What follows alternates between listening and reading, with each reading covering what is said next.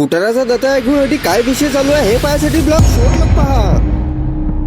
तर आज संध्याकाळी शंकर भाऊचा मला फोन आलता की तू लवकर म्हणे वाळग्यामध्ये. लवकरच मी निघलो भाऊ वाळग्यात जायसाठी. रस्त्यामध्ये वैभ्या भेटायला वैभ्याला बी घेऊन आलो डायरेक्ट. अडी आल्यावर आपल्याला करणं होतं भाऊ या वाळग्यामधलं पुरं कचरा डायरेक्ट साफ म्हणजे तो वाला साफ नाही भाऊ, म्हणजे पुरं करणं होतं भाऊ. जवळचे दूरचे विदेशातले सगळेच मित्र मग आम्ही बोयकलो भाऊ कचरा पेटायसाठी. आज तर म्हटलं पुरं गावच आपल्याला म्हटलं पेटवून टाकणं याच्यामध्ये. साईटवर बरोबर काम चालू आहे की नाही, ठेकेदार साहेब बी आले होते पाहायले. पहिलेच आपले माणसं म्हणजे तपेल आणि त्याच्यामध्ये जायामध्ये टाकून राहिले कचरा. आणि त्याच्यामध्ये शंकर भाऊ अजून म्हणतात की आपल्याला म्हणे काहीतरी अडीमध्ये दिसलं म्हणे. शंकर भाऊ रुमाल गिमाल तर पाहिला पण रुमाल काही दिसलं नाही. वैभ्या शर्ट घेऊन घेतलं. आता यानं म्हटलं नेमकं काय पाहिलं म्हटलं हे तर आपल्याला सांगलं हे म्हटलं यानं. मग काय गळा जराकभर हुळक हाळक केल्यावर मग तिकडून डायरेक्ट मोहाचा कांदा आणला. तसंच मग बरोबर मोहाले ठिकाणावर लावल्यावर आम्हाला डायरेक्ट पेटावता संध्याकाळ होऊन गेली. अरे म्हटलं या दोघांगे कॅमेरा फिरवर राहिला तर म्हटलं मले बी घेऊन घेतो एकदा इकडे. आता म्हटलं इचू काटायचं म्हटलं कचरा तर काही पेटायला नाही पुरत म्हटलं. जे गंज आम्ही पेटल होते त्याचे आम्ही सामरे टाकले करून आणि बंद अटपला गिटपल्यावर मग निघलो आम्ही घरी जायसाठी. आता म्हटलं मस्तपैकी म्हटलं घरी गेल्यावर हातपाय तोंड धुतो म्हटलं पहिले जेवण घेतो करून. हातपाय तोंड धुतल्यावर मग आलो भाऊ जेवण करायसाठी. जेवण खाऊन झाल्यावर म्हटलं चला म्हटलं आता झोपायला पुरते काऊन की आज म्हटलं लयच म्हटलं मोकळी झाली. आपल्या रूम मध्ये आलो सगळ्यात पहिले लाईट केलं चालू. चला म्हटलं मी तर राहतो आता झोपून. म्हटलं याच्या पुढचा ब्लॉग जर पाहिजे असेल तर आपल्याला लवकर